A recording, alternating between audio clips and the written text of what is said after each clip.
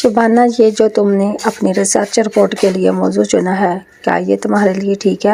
سعدیہ افضل نے بڑے غور سے شبانہ وقار کی آنکھوں میں دیکھتے ہوئے پوچھا۔ وہ اپنے سوال کا رد عمل اس کی آنکھوں میں ہی دیکھ سکتی تھی، کیونکہ شبانہ وقار کا چہرہ نقاب میں تھا۔ 2 برس کی رفاقت میں سعدیہ سب کچھ سمجھ گئی تھی کہ شبانہ کی یہ آنکھیں اتنا کچھ کہہ جاتی ہیں اور بہت سارے مفہوم خود بخود سمجھ میں آ جاتی ہیں۔ سعدیہ کے لیے شبانہ کی آنکھیں بہت اہمیت اختیار کر گئی تھیں۔ وہ اکثر سوچا کرتی تھی کہ یہ کاجل کی ہلکی سی ڈور والی سیاہ سی آنکھیں، ان میں ایسی کیا کشش ہے جن میں ڈوب جانے کو جی چاہتا ہے۔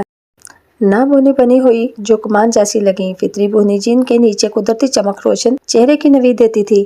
سن پر ملی رنگت میں کاجل کی ہلکی ڈور والی سیاہ آنکھیں اتنی ڈوب نظر میں ہو سکتی ہیں، جذب نظر بھی ہو سکتی ہے۔ سعدیہ جس قدر سوچتی اس قدر ان کی آنکھوں کے راز کھلتے چلے جاتے۔ شبانہ کا پورا بدن سیاہ حجاب میں چھپا ہوا تھا۔ آنکھوں کے علاوہ اس کے ہاتھ دکھائی دیتے تھے جن پر نہ حنا تھی اور نہ ہی ناخنوں پر محنت کی گئی تھی۔ سادہ سے بڑے بڑے ہاتھ جن میں گلابی پن نمایاں تھا، یوں دکھائی دیتے جیسے رس بھرے ہاتھوں کو ذرا سی ٹھوس لگی تو ان میں دراڑیں پڑ سکتی ہیں۔ سعدیہ کو یوں لگتا کہ یہ کانچ کے جیسے ہاتھ کسی دوسرے بدن پر رکھ دیے جائیں تو بلا شبہ ان میں سکون بخش دینے کی صلاحیت ہوگی۔ مضمون بھانپ لیتے ہیں خط کا لفافہ دیکھ کے۔ مقصد یہ ہاتھ اور آنکھیں بتا رہی تھیں کہ شبانہ وقار کس قدر خوبصورت ہو سکتی ہے۔ ان 2 برس میں اتفاق نہیں ہوا تھا کہ دونوں کبھی تنہائی میں ملی ہوں، اس لیے سعدیہ نہ اندازہ ہی لگا سکتی تھی اور نہ ہی یقین سے کچھ کہہ سکتی تھی۔ حسب معمول شبانہ کی آنکھیں دھیرے سے مسکرائیں تو کاجل کی ہلکی سی دہاڑ واضح ہو گئی اور وہ سیاہ باتونی آنکھیں باتیں کرنے لگیں، جس قدر پر سعدیہ گڑبڑ گئی اور تیزی سے اپنی بات کی وضاحت کرتے ہوئے بولی، میرا مطلب ہے شبہ سے متعلقہ موضوع چن کر تم نے غلطی تو نہیں کی؟ کیوں، کیا ہوا؟ اس موضوع کو شبانہ نے کہا تو یوں لگا جیسے لہجے میں لفظوں کی ملامت بخش سکتا ہے۔ اس پر سعدیہ نے اپنے سامنے پڑا ہوا کافی کا سفید مگا اور سوچنے والے انداز میں سر کو جھکا لیا۔ وہ شاید مناسب الفاظ تلاش کرنے میں مشکل محسوس کر رہی تھی یا پھر اس کو اپنا خیال ہی واضح نہیں تھا۔ وہ دونوں اپنے میڈیا ڈپارٹمنٹ کے سامنے والی کینٹین میں تھی، جہاں ان کے اپنے شعبہ کے علاوہ دیگر شعبہ جات کے متعلق طلبات بھی موجود تھے۔ سعدیہ اور شبانہ دونوں آمنے سامنے بیٹھی 2 مختلف طبقہ ہائے فکر کی نمائندہ دکھائی دے رہی تھی، جیسے موافق کہنے کی بجائے مختلف۔ سعدیہ افضل بائے کٹ بالوں والی کمپنی سی لڑکی تھی، جس کی سفید دہا گردن سیاہ بالوں میں نمایاں ہو جاتی تھی۔ روشن پیشانی، بنی سواری بھونے گہری بھوری آنکھوں کے درمیان کچھ ایسا تھا جہاں چمک تو تھی مگر کشش نہیں تھی۔ ننھے سے ناک میں ہیرے کی لونگ تھی، نچلے ہونٹ کا رسیلا پن لپسٹک کے تہہ کے نیچے دبا ہوا تھا۔ ہلکے سبز رنگ کے کھلے گلے والی ہاف سلیو شرٹ اونچے پونچوں والی شلوار پہنی ہوئی تھی۔ اس کی انگلیوں کو بڑے ہوئے ناخنوں نے جن پر سرخ رنگ کی نیل پالش تھی۔ دائیں کلائی میں گہرے سبز رنگ کی ڈوری تھی جس میں سفید موتی تھے۔ اس ہاتھ سے وہ سفید مگ گما رہی تھی۔ جسم کی خوبصورتی عیاں کرنے والا لباس پہننے والی سعدیہ کی دوستی حجاب میں ملبوس شبانہ سے تھی۔ وہ اکثر شبانہ سے اوٹ پتنگ سوال کر لیا کرتی تھی۔ اس وقت بھی سعدیہ نے یہ سوال پوری سنجیدگی کے ساتھ حیرت ملی ہمدردی سے کیا تھا، جبکہ شبانہ سمجھ رہی تھی کہ اسے ہمدردی نہیں بلکہ کچھ دیر بعد مذاق اڑانے کے لیے تمہید باندھ رہی تھی۔ مطلب شعبہ سے متعلق یہ ریسرچ رپورٹ تم مکمل کر پاؤ گی؟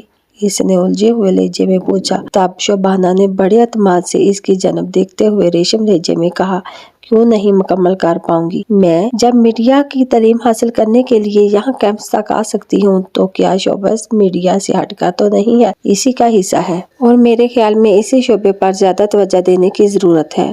بات یہ نہیں ہے یار، سعدیہ نے شپ لے کر کہا، پھر چند لمحے توقف کے بعد بولی، اس میں اصل تمہاری شخصیت کے ساتھ یہ موضوع جچتا نہیں ہے۔ اس نے یہ بات ہونٹوں میں مسکراتے ہوئے کہی تھی۔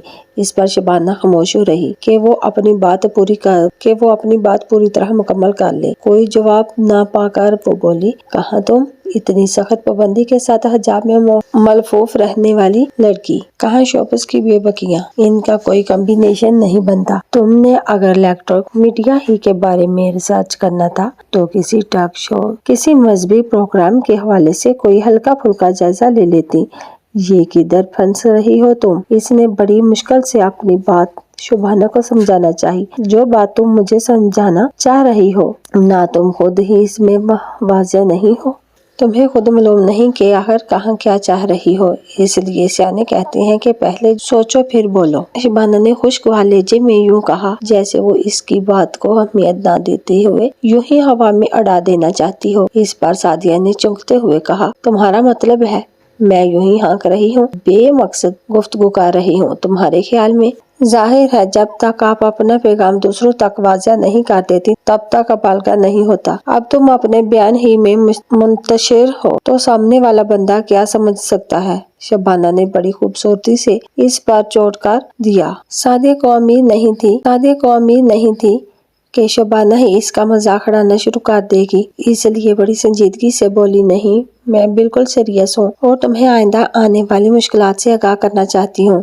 اس نے یوں کہا جیسے وہ کسی گمبھیر صورتحال کے بارے میں اسے بتانا چاہتی ہو۔ مثال کے طور پر آئندہ آنے والی مشکلات کیا ہو سکتی ہیں؟ یہ کہتے ہوئے شبانہ یقیناً مسکرائی ہوگی کیونکہ نگاہوں نے سعدیہ پر اس کی مسکراہٹ واضح کر دی تھی۔ سب سے پہلے تمہارے والدین جو کڑک قسم کے مذہبی لوگ ہیں، وہ تو شوبز کا نام سنتے ہی تمہاری پڑھائی بند کر دیں گے، پھر تم ہوگی اور تمہارے گھر کی چار دیواری، باہر کی تازہ ہوا میں سانس لینے کو بھی ترس جاؤ گی۔ سعدیہ نے خوفناک انداز میں کہا، ایسا کچھ نہیں ہوگا۔ اس نے بڑے سکون سے سعدیہ کی بات رد کر دی، یہ تم فقط میری بات کے رد میں کہہ رہی ہو یا واقعی تمہارے والدین تمہیں منع نہیں کریں گے؟ کیا تمہیں اپنے والدین پر اعتماد ہے کہ وہ تمہیں نہیں روکیں گے؟ اس کے لہجے میں دبی دبی حیرت تھی۔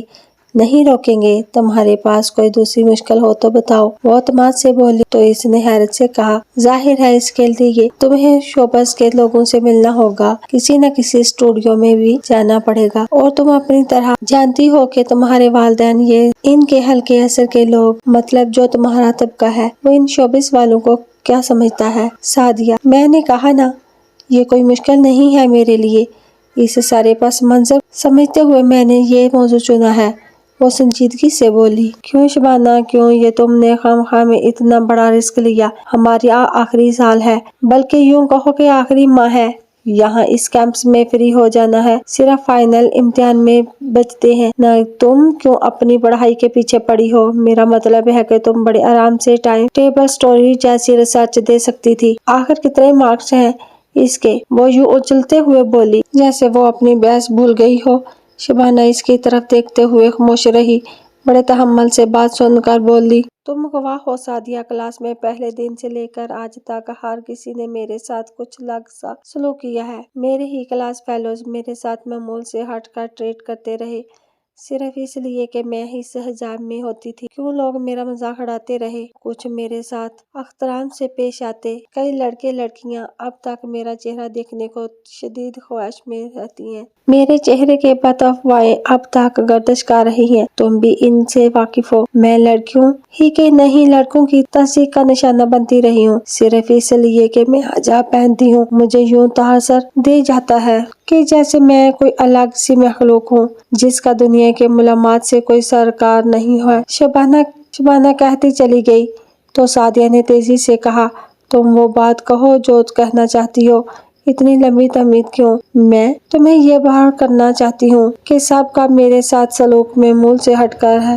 باوجود اس کے کہ زیادہ لوگوں نے اس حجاب کے باعث مجھے احترام دیا ہے۔ کہنا میں یہ چاہتی ہوں کہ دنیا کی پرواہ کیے بغیر زندگی گزارنے کا میرا اپنا طرز فکر ہے، جس کے تحت اگر میں حجاب لیتی ہوں تو اس کا مطلب یہ نہیں ہے کہ میں دنیا کا کوئی کام نہیں کر سکتی، میں ہر کام کر سکتی ہوں۔ اس نے بڑے اعتماد سے کہا، وہ تو ٹھیک ہے مگر یہ شوبز، سعدیہ نے کہتے ہوئے اپنی بات ادھوری چھوڑ دی، یہ شوبز والے کوئی ماروی مخلوق تو نہیں ہیں، ہم جیسے انسان ہیں۔ اصل بات یہ ہے کہ سعدیہ، ہمارے سارے ٹیچر سمیت یہ سب لوگ اس موضوع کو میرے لیے شجرمونہ تصور کرتے ہیں۔ اس حوالے سے تصدیق آمیز ریمارکس، میں نے یہ موضوع چیلنج سمجھ کر لیا ہے، میں اسے مکمل کر کے دکھاؤں گی۔ وہ پرعزم لہجے میں بولی، میں تو تمہاری فیملی کے حوالے سے کہہ رہی تھی نا۔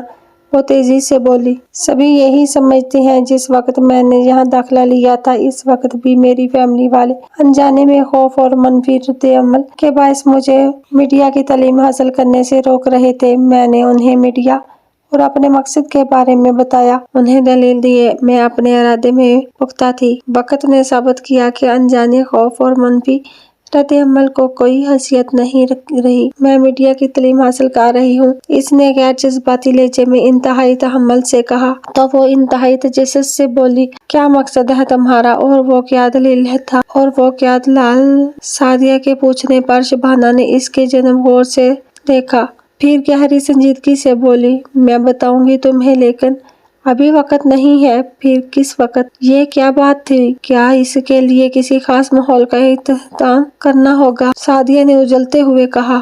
آگے جاری ہے ابھی